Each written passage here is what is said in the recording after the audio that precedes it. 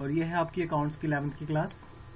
अभी तक हमने अकाउंटिंग स्टैंडर्ड के बारे में पढ़ा था कल, और उसमें समझा था कि अकाउंटिंग स्टैंडर्ड क्या चीज़ें होती हैं, जिसमें हमने समझा था कि अकाउंटिंग स्टैंडर्ड गाइडलाइंस हैं जो कि अकाउंटिंग ट्रांजेक्शन्स को रिकॉर्ड करने का एक तरीका बताती हैं, एक रास्ता बताती हैं। अब इसके बाद जब अकाउंटिंग स्टैंडर्ड को आपने फॉलो किया तो उसके बाद में क्या होगा, आपने जो भी पूरे साल में कितना प्रॉफिट कमाया, कितना लॉस कमाया, आपके पास कितनी एसेट्स है और कितनी लायबिलिटीज है, इन सब चीज़ों की जब आप रिपोर्टिंग करोगे तो उसके लिए भी क्या है, एक स्टैंडर्ड बनाया हुआ है बेटा। ठीक है, अब ये सब चीज़ें क्या होती है, रिपोर्ट बनानी पड़ती है। ठीक है, रिपोर्ट में क्या दिखाया जाता है कि आपको प्रॉफिट हुआ है तो किस किस चीज़ का प्रॉफिट हुआ है, कौन सी सेल ऐसी थी जिसमें सेल का ज़्यादा परसेंटेज है, ऐसे कौन से प्रोडक्ट है जिसमें सेल ने ज़्यादा पार्टिसिपेट किया उस प्रोडक्ट में, और ऐसा कौन से प्रोडक्ट हैं जिस पे हाई मार्जिन है, उन ताकि उस प्रोडक्ट पे फोकस किया जाए, उनका प्रोडक्शन ज़्यादा बढ़ाया जाए। तो इन सब चीज़ों को फॉलो करने के लिए क्या होता है, अकाउंटिंग स्टैंडर्ड को फॉलो किया जाता है। ये तो हमने सीख लिया था। इसके बाद अब जब रिपोर्टिंग की बात आती है तो इसके लिए भी क्या है, इसको बोलते हैं IFRS।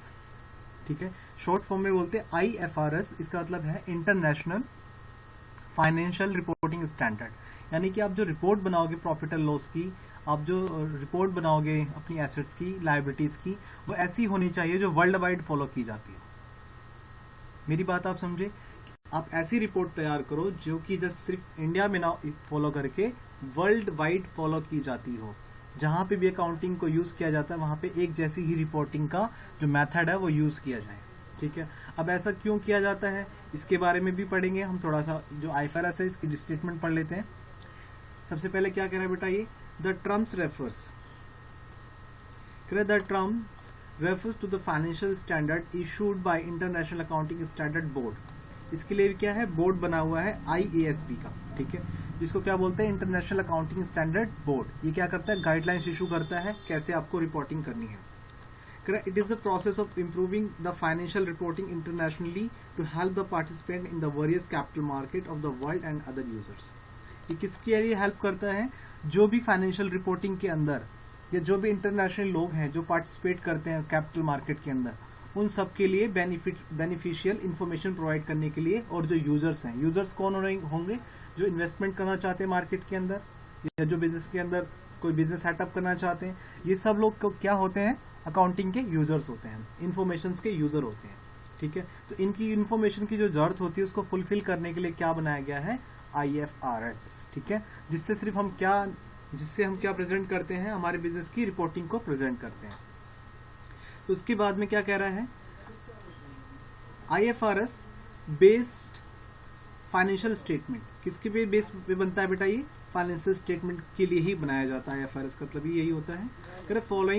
Following financial statement are produce under the IFRS। कौन कौन सी है, सबसे पहले correct statement of financial position. Financial position का मतलब क्या है कि आपकी वित्तीय हालत कैसी है, आपके पास कितना फंड है, कितना पैसा आपके फर्म के पास, आपकी कंपनी के पास, उसको आप उसकी रिपोर्टिंग कीजिए। ठीक है, तो सबसे पहले जो उसके एलिमेंट्स हैं वो कौन कौन से हैं, फंड के पोजीशंस के, फाइनेंशियल पोजीशन के जो एलिमेंट्स हैं वो कौन कौन से, हमारे एसेट्स आपको पता है, आपने कोई भी बड़ा खर्चा किया है, कोई भी बिल्डिंग खरीदी है, कोई भी प्लांट खरीदा है, तो इसका मतलब डेफिनेटली आपके पास एसेट्स है।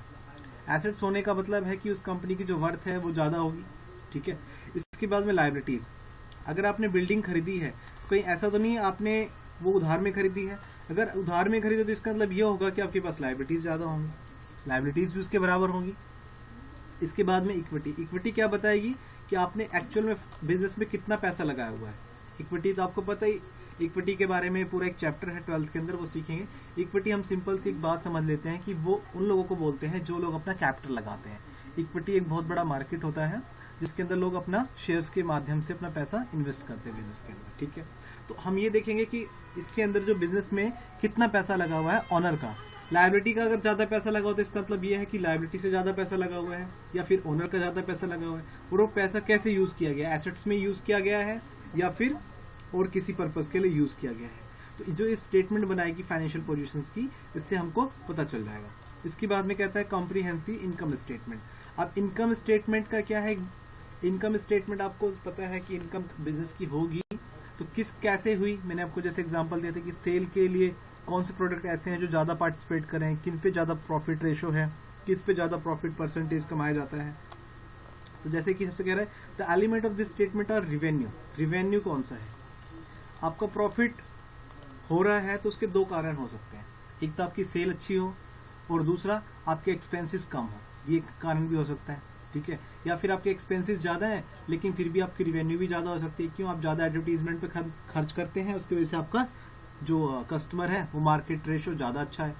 तो अब देखिए यहाँ पे क्या कह रहा है कि रिवेन्यू, आपके इनकम कहाँ से आती है उसके बारे में बताएंगे आप इसके अंदर। आप कौन सा प्रोडक्ट सेल करते हो, कितने का सेल करते हो, उसकी पे क्या क्वांटिटी रखते हो, पिछले साल उसकी कितनी क्वांटिटी सेल होती थी, इस साल कितनी क्वांटिटी सेल हो रही है और फ्यूचर में आप इसकी कितनी क्वांटिटी सेल करने वाले हो। इस टाइप में कॉम्प्रिहेंसिव इनकम स्टेटमेंट के अंदर हम फोरकास्टिंग करने के लिए भी एक अलग से कॉलम ऐड किया जा सकता है, जो कि हमारी उसको बिजनेस को हेल्प करता है फोरकास्टिंग करने के लिए, यानी कि आने वाले भविष्य के बारे में डिसीजन लेने के लिए हम एक महत्वपूर्ण मोड दे देता है, ठीक है।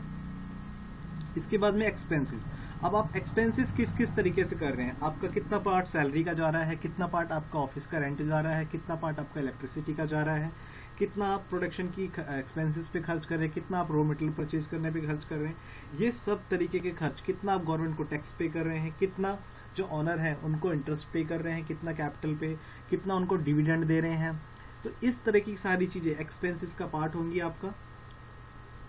और डिविडेंड वाला तो जैसे आपका वो अलग ही पार्ट होता है, लेकिन एक्सपेंस का जो पार्ट है, प्योर एक्सपेंस का, जो बिजनेस से डायरेक्ट रिलेटेड है, जो बिजनेस के सीधा रिवेन्यू को इफेक्ट करता है, वो सब चीजें। जैसे डिविडेंड तो फिर भी आपका क्या होता है, आपको जो भी इनकम कमाई है वो तो प्रॉफिट का ही पार्ट है, वो तो सीधा आपको ऑनर को ही देना है। लेकिन एक्सपेंसेस सीधा, जैसे कि आपके इलेक्ट्रिसिटी का मैंने एग्जांपल दिया, सैलरी का एग्जांपल दिया, ऑफिस रेंट का एग्जांपल दिया, तो ये सब जितने भी हैं, आपने बैंक से कितना लोन लिया है, कितना उस पर इंटरेस्ट पे करे, तो सारा एक्सपेंस का पार्ट हो जाएगा बेटा। इसके बाद में statement of changes in equity. Changes in equity का मतलब क्या है कि पहले बिजनेस में ऑनर ने कितना पैसा लगा रखा था, अब बिजनेस में ऑनर ने कितना पैसा लगाया हुआ है, इन सब चीजों के बारे में स्टेटमेंट तैयार करना। इसके बाद में स्टेटमेंट ऑफ कैश फ्लो। अब कैश फ्लो क्या बताता है कि एक टाइम पीरियड के अंदर आपके पास कितना कैश अवेलेबल रहता है, और कैश आता है तो आप उसको किस पर्पज में यूज कर लेते हैं, और कैश आता है तो कहाँ से आता है, ये सारी कैश फ्लो के थ्रू आपको पता चल जाएगा। इसकी रिपोर्टिंग करना कैश फ्लो की। इसके बाद में कह रहा है notes and significant accounting policies. अब आपने जो भी रिपोर्टिंग की है, अब कुछ रिपोर्टिंग ऐसी हो सकती है जो कि कुछ कंफ्यूजन क्रिएट कर सकती है, तो उन कंफ्यूजन को बताने के लिए आपको क्या करना पड़ेगा, नीचे उस रिपोर्टिंग के नीचे फुट नोट्स देने होंगे, जो नोट्स के तौर पे लिखे जाएंगे। वहां पे आप बताएंगे कि इस जो मैंने रिपोर्टिंग की है उसके अंदर जो ये कंफ्यूजन हो सकती है, तो उसके बारे में आप उसको अच्छे से डिस्क्रिप्शन करेंगे और उसको नीचे डिस्क्राइब करके अच्छे से लिखेंगे, ताकि कोई भी यूजर आपको बार बार बुला के पूछने की बजाय पढ़कर ही समझ जाए। तो नोट्स क्या हेल्प करते हैं कि किसी भी चीज को और अच्छे से एक्सप्लेन करने का काम करते हैं। तो जो आपकी फाइनेंशियल रिपोर्टिंग की है उसको और अच्छे से समझाने में उसको अपना बेस्ट देंगे। इसके बाद में ऑब्जेक्टिव क्या है, ऑब्जेक्टिव क्यों बनाया जाता है IFRS? कह रहा है कि to develop the single set of high quality global accounting standard, ताकि क्या हो, एक सिंपल एक तरीका यूज करके हाई क्वालिटी का ग्लोबल अकाउंटिंग स्टैंडर्ड तैयार किया जा सके। सो यूजर ऑफ इंफॉर्मेशन कौन होता है? जो इन्वेस्टर होते हैं, फ्यूचर के इन्वेस्टर होते हैं, जो जिनके पास पैसा होता है और वो ये देख रहे होते हैं कि कौन सी कंपनी ज्यादा प्रॉफिट अर्न कर रही है, उसी में पैसा इन्वेस्ट करेंगे। तो जो यूजर्स हैं वो कौन है, इस टाइप के हैं। गवर्नमेंट भी यूजर है, एम्प्लॉय भी यूजर है, तो ये सब क्या है, यूजर्स हैं। ये लोग क्या चाहते हैं कि कंपनी क्या ग्रो कर रही है जानना चाहते हैं, तो इनकी जो इन्फॉर्मेशन है, उसकी जो रिक्वायरमेंट है उसको फुलफिल कर सके। कह रहा है information can make good decision and the information can be comparable globally, और लोगों से भी कंपेयर हो सके। इसके बाद में कह रहा है to promote the use of high quality standard, ताकि आपकी जो क्वालिटी हो कैसी हो, हाई स्टैंडर्ड हो। आपने क्योंकि एक इंटरनेशनली जो फाइनेंशियल रिपोर्टिंग स्टैंडर्ड उसको फॉलो किया है, तो उसको हर जगह मान्यता मिल जाएगी, है ना। इसके बाद में थर्ड पॉइंट क्या कहता है, to fulfil the special needs of small medium entity by following above objective. अगर हम ये सब चीजें फुलफिल करेंगे, अच्छा इंटरनेशनल फाइनेंशियल रिपोर्टिंग स्टैंडर्ड बड़ी एंटिटी में, छोटी एंटिटी में या मीडियम एंटिटी में, हर जगह हम अप्लाई करेंगे, तो जो अबव ऑब्जेक्टिव्स हैं वो सारे के सारे इसमें फुलफिल किए जा सकते हैं। अच्छे इन्वेस्टर मिल सकते हैं, अच्छे एम्प्लॉय मिल सकते हैं। और इसके बाद में बेनिफिट क्या है, अब बेनिफिट सबसे पहला क्या है, ग्लोबल कंपैरिजन हो जाता है। ग्लोबल कंपैरिजन का मतलब अब मान लेते हैं एप्पल की कंपनी इंडिया में प्रोडक्शन कर रही है, वो कितना अर्न कर रही है, और वही कंपनी अमेरिका में प्रोडक्शन कर रही है तो वहां पे कितना अर्न कर रही है। क्योंकि हमने जो अकाउंटिंग स्टैंडर्ड का जो रिपोर्टिंग का जो स्टैंडर्ड है वो सेम रखा हुआ है, अमेरिका में भी वही होगा, यहाँ पे भी बस वही होगा। तो बस सिर्फ चेंजेस किस में होगा, डॉलर के अंदर और रुपीज के अंदर, है ना। वो जो आपका करेंसी पॉइंट है उसमें चेंज होगा, अदरवाइज तो सब कुछ सेम ही होगा। तो उसके अंदर क्या होगा, कंपैरिजन करना बहुत इजी होगा।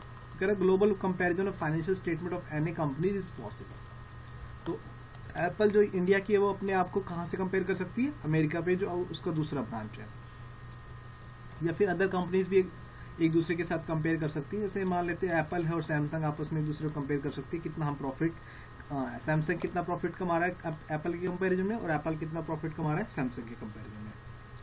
इसमें कह रहा है सेकंड पॉइंट में, financial statement prepared by using IFRS shall be better understood with financial statement prepared by the country specific accounting standard so the investor can make better decision about their investment. जैसे कि सबसे पहले ही मैंने बता दिया, जो investor होते हैं वो पैसा कहाँ पे इन्वेस्ट करना चाहते हैं, जो कंपनी अच्छे से ग्रो कर रही है। तो और ग्रो करने के बारे में आप कैसे बताएंगे, अपनी रिपोर्टिंग करके। और रिपोर्टिंग आप तभी मान्य होगी जब आप कौन से मेथड को फॉलो करेंगे, IFRS।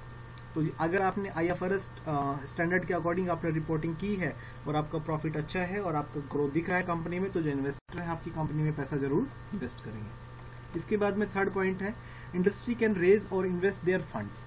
इंडस्ट्री क्या कर सकती है, रेज कर सकती है या इन्वेस्ट कर सकती है। कई बार कंपनी को पैसे की जरूरत हो सकती है तो अपना रेज कर सकते हैं, लोन ले सकते हैं किसी कंपनी से या किसी बैंक से। तो वहां पे दिखा सकते हैं कि हमारे को इतना प्रॉफिट अभी करंट में हो रहा है और इन फ्यूचर में होने वाला जो प्रॉफिट है वो बढ़ेगा, लेकिन फिलहाल हमें पैसे की जरूरत है, तो अभी अगर आप हमारी हेल्प कर देंगे तो हमारा बिजनेस अच्छे आगे से ग्रो कर जाएगा और आपको उसके बदले में इंटरेस्ट मिलता रहेगा। तो जो बैंक होंगे, जो बैंक लोन वाले होंगे, वो भी आपका जो लोन है इजिली पास कर देंगे, और जो इन्वेस्टर होंगे, अगर कोई इन्वेस्ट करना चाहता है तो वो भी इन्वेस्टर भी आपकी कंपनी में इन्वेस्ट करेंगे। तो कह रहा है कि by better understanding finance statement are there with IFRS के साथ हो तो ये बेनिफिट भी आपको मिलेगा। इसके बाद में फोर्थ करता है, कह रहा है accountant and auditors are in a position to render their service in countries adopting IFRS। जो अकाउंटेंट है, जैसे इंडिया में किसी ने अकाउंटिंग की हुई है तो अमेरिका में भी जाके उस काम को कर सकता है, क्योंकि दोनों के मेथड जो है सेम है। और ऑडिटर जो बुक्स को चेक करते हैं वो भी इस काम को इजीली कर पाएंगे। जो इंडिया के ऑडिटर हैं वो अमेरिका में भी जाके ये काम कर सकते हैं, क्योंकि जो उनका काम करने का तरीका अगर सेम रहेगा तो कोई प्रॉब्लम नहीं आएगी। फिफ्थ क्या कह रहा है, by implementation of IFRS accountant and auditors can save the time and money. अब जब दोनों चीजें सेम है, अब वहाँ इंडिया में भी IFRS सेम है, अमेरिका का भी IFRS सेम है, तो दोनों में बात क्या होगी, जो अकाउंटेंट और ऑडिटर होंगे उनको समझने में आपकी रिपोर्ट को ज्यादा समय नहीं लगेगा और आपका समय और टाइम दोनों बचेगा। इसके बाद में कह रहा है, firms using IFRS can have better planning and execution, it will help the management to execute their plans globally. तो ये क्या करता है, जो मैनेजमेंट होता है उसको भी हेल्प करता है, मैनेजमेंट इसके बेस पे डिसीजन ले सकता है। और वो मान लेते हैं इंडिया का कोई बिजनेसमैन है, वो चाहे तो अमेरिका में अगर कंपैरिजन करता है कि वहां पे भी इतना प्रॉफिट हो सकता है, फोरकास्टिंग करता है, तो उसके बिहाफ पे वो पैसा वहां पे भी इन्वेस्ट कर सकता है। या फिर कोई अमेरिकन बिजनेसमैन है, वो देखेगा कि इंडिया में मेरे को इतना प्रॉफिट हो सकता है, तो वो यहाँ पे भी इन्वेस्ट कर सकता है। तो ये ग्लोबली जो भी अपने प्लान को एग्जीक्यूट कर सकते हैं। तो इस तरीके से हमने अपना IFRS का जो टॉपिक था वो पूरा कवर कर लिया है बेटा। मैं उम्मीद करता हूँ आपको अच्छे समझ में आ गया होगा। कल हम इसके क्वेश्चंस करेंगे, इससे रिलेटेड थ्योरी बेस्ड अकाउंटिंग के, जो मैंने आपको अभी तक कराया है इसके, और फर्स्ट चैप्टर का और सेकंड चैप्टर का और थर्ड चैप्टर का। और मैं उम्मीद करता हूँ आपको अच्छे समझ में आ गया बेटा। Thanks for today. थैंक्स।